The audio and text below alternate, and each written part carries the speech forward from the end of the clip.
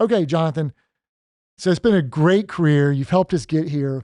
What are you doing today? Like what in business, investments, philanthropy, family, being husband, dad, son? I get asked this question a lot. So I'm Yeah. going to let you I'm going to just point them to this episode. Well, they're not going to be happy with the answer because I don't have a great answer. Ann says, "What do I do when somebody asks me what you do?" I'm like, I don't know. I don't have a succinct answer.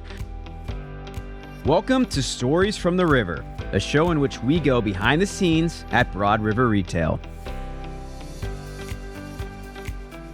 Primarily, I'd like to think that I'm focused on my kids and my wife and my family and that I've been able to have the freedom to really have that focus and build, really cool, deep relationships with my kids and my wife. And so, but and we were kind of talking about it earlier, but one of my big fears when I stepped away from the company, when I sold the company, was like, what am I going to do? Am I going to be bored? I don't want. I love golf. I don't want to play golf every day, and so I'm involved in several different charities from a board standpoint, or at different activities. But I don't have a great answer. There's not any one thing that I'm completely focused on, and I think if I'm being honest and saying, all right, well, what's next? Back to Mark Dufresne talking about being a mentor. He always had these 1,000-day plans, and so if I'm looking out over the next 3 years, next 1,000 days, one of my goals would be to get more focused and around kind of fewer things and go deeper in, but that's a really non-answer. So sorry. Well, I know you've got a lot going on and you have kept yourself really, really busy. And also I know you're very busy and active in your church as well. Yeah. And you were one of the early coaches in Seed 20. And the only reason, which is a program of social venture partners. Love Seed 20. The only reason I bring that up, I just went to their late event a couple of weeks ago that they had in late April. And it's always a great program. You used to be an avid reader. Are you still? Yeah. Yeah. I love to read. I read. I have to read to go to sleep. Okay. So I have to read every night. Yeah. Kindle or paperback? Kindle. Okay. Kindle. I would rather read the hard copy with the light, but Ann's not going to let that happen. So we've agreed on a Kindle. Fiction or nonfiction? I kind of rotate. So what I've taken out of the rotation for the most part are these like business, strategy books, which is, but I rotate. I've been on a kind of World War II fictional history bent. It's kind of a little, it's been fun.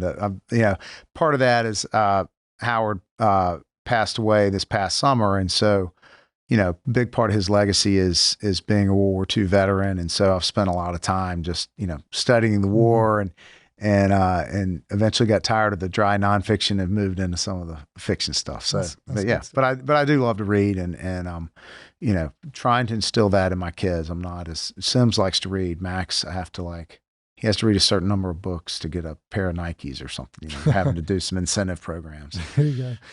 What are you into these days? Leisure activities or I know you used to be a big fan of The Office and some great TV shows. Do you have any new TV shows you're watching? We don't watch as much TV because the kids are really active. So when I get home from work, they want to shoot basketball or throw the foot. Sims wanted to throw the football. She's working on her spiral. So we kind of do that. And then Ann does she's again, really into nutrition. And so she's cooking these amazing healthy meals. And so we as a family try to sit down as often as possible and talk about our day. And so by the time you get all that done, there's not a lot of time left. So, we'll Ted Lasso, got to watch, disappointing this last season, but not as good as the first not two. as good as the first two, but they set a high bar. But always looking for some ideas of good shows to watch. Yellowstone was really good. I didn't watch any of the spinoffs, but I thought Yellowstone was great. Yeah. I'm trying to get Kelly to go on summer vacation to Yellowstone. Yeah. Incredible out there, right? Yeah. I've never been. We'll find out. Yeah. So what are your favorite places to travel or vacation? I hear you've got a big vacation coming up this summer. Yeah, we've got a couple we're working on. We're going with some friends to Cabo, which I've never been to Cabo. So looking forward to that.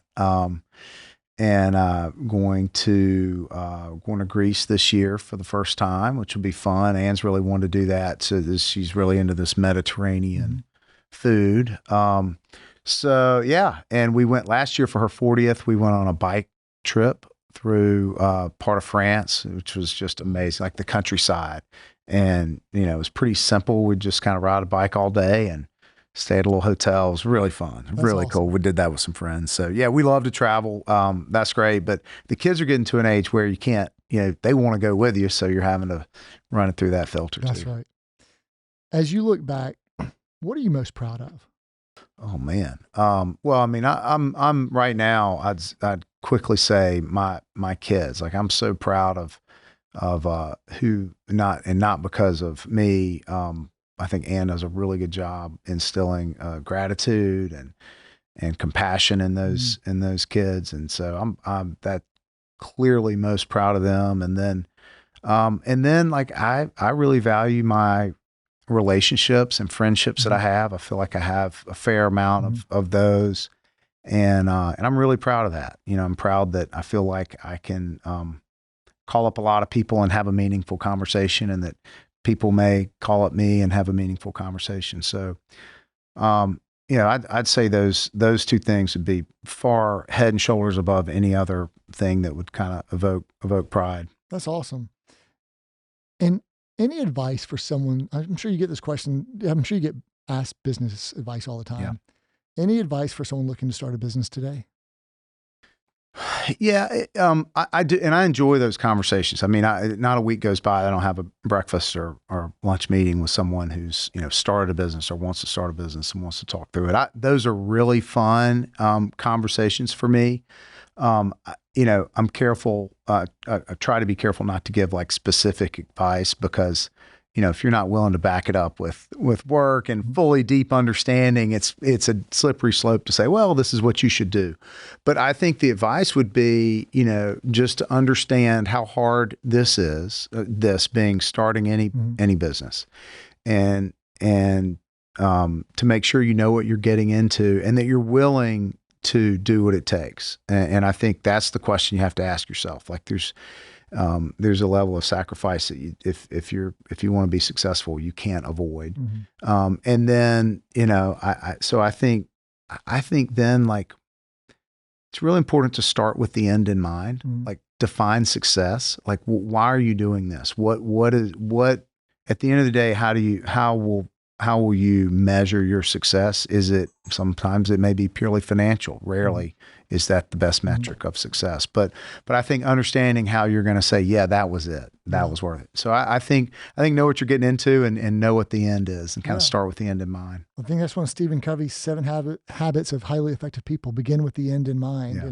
And I'm sure you'd have other advice about people looking to select business partners, or about capitalizing a business. And it could be tactical, functional things like that. Or what type of concept business to get into. And knowing what you're getting into is a great one. That's all great advice. And as you look ahead, what are you talked about your 1,000-day plan, and as you're looking to try to get more focused, and I think that's a great method of a mental model way to look at it. What do the next 5, 10, 20 years look like for you? Yeah, I don't know. I don't have a great answer. I mean, I'd like to see, I'd like to continue to spend a lot of time with the kids and family. I'd like to win a couple golf tournaments. I'd like to get a little better there. We've got some business stuff going on that is exciting that I'd like to dive into and grow. But I think, if I'm looking at how I define success, I think it's going to be more on the value and depth of relationships than any other external metric. Wonderful. And Jonathan, I know you don't keep a high profile digitally. We've talked about that. Yeah. If people are interested in keeping up with you or following you, how can people follow you today? Charlie, they should just ask you, and let you, like, if I could I'll refer them to you. Yeah. Well, I'm going to refer them to this podcast. Well, that's fair. If they can make it all the way through. I mean, you'll see, I don't know, maybe I'll post a picture of the kids or something on Instagram every now and then. Ann does a good job of posting healthy nutritional advice, but yeah, I've always been a little hesitant to be too vocal or loud. and I always appreciate when other people are. So, it's a one-way street, I guess. But yeah, not a great way. Just shoot me an email or give me a call. I don't check my Shop Ashley email anymore. They may all go to you. So I don't think they go to me anymore. so that's not the right way, but yeah. Well, Jonathan, I know you did us a favor, and I know we took up a lot of your time today, but we wanted to get it for the permanent record. And thank you so much for everything that you've done, to the sacrifices that you and Jackson made to get the company to where it is. I know a lot more of the sacrifices that weren't told today, that others don't really know about, and they don't need to know about them, but I know about them, and I know what you've poured into it. And thank you for taking a bet on me and asking me to, change the trajectory of my life to come to Charlotte, North Carolina, and to get into retail. And so it's just a distinct honor to have you on the podcast, to be able to tell you that face to face. And I look back at our time together, and they were very fruitful and rewarding, and learned a lot. And in many ways, I miss those days. I mean, we had a lot of great lunches and conversations. Same. Little disagreements, but some here and there. But I think we thought a lot. And we respected each other a lot of ways. I think that's really important in business. And we had a lot of wins and a lot of W's. And at the end of the day, I think we can both hold our heads high for what the business is today and where it is. And so thanks for taking a leap of faith in me, and for all that you did to pour into me as a business leader and a person and a man. And I tell a lot of people when I tell the story, as much as a good business opportunity. I mean, you told me at one point you thought you're getting in on the ground floor of the next McDonald's. Well, that was attractive from a business opportunity perspective. And maybe you were, and that was great. But, at the time, I had where my faith walk was, and I had gotten away from it, and was being reawakened. And so for me at that time, and what I needed, it was much of a spiritual calling as much as anything. And so I've got eternal gratitude for that. So thank you for that. Yeah.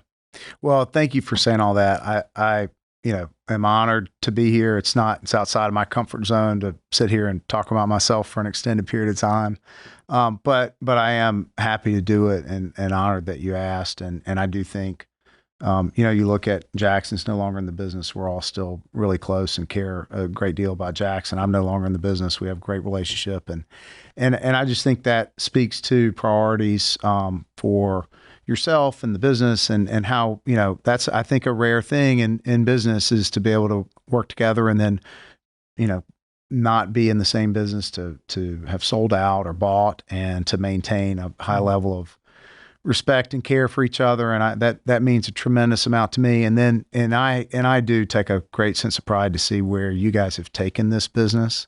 And it's, we said it when we finished our transactions, like, I'm pulling for you. I want you to be more successful than we were. And those weren't empty words. And so it's really been cool to see you build this into something bigger than I would have ever conceived. And you and the team build that. And it's been really rewarding to watch from the outside. It really has been. Well, I know you've been our biggest cheerleader, and I wasn't going to let you just say I built it, because it has been a lot of people. And I know you know that a lot of people come alongside us.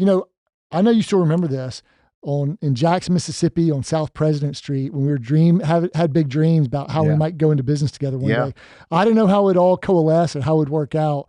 We were two little kids from Mississippi and wanted to go into business together, and I think it worked out well for us. So thank you so much for coming on Stories from the River, Jonathan. All right. Thanks, buddy. Yeah. Yep. Thanks for listening to Stories from the River. To check out more episodes, visit storiesfromtheriver.com. Join us again next week, and remember to like, rate, and subscribe to the podcast.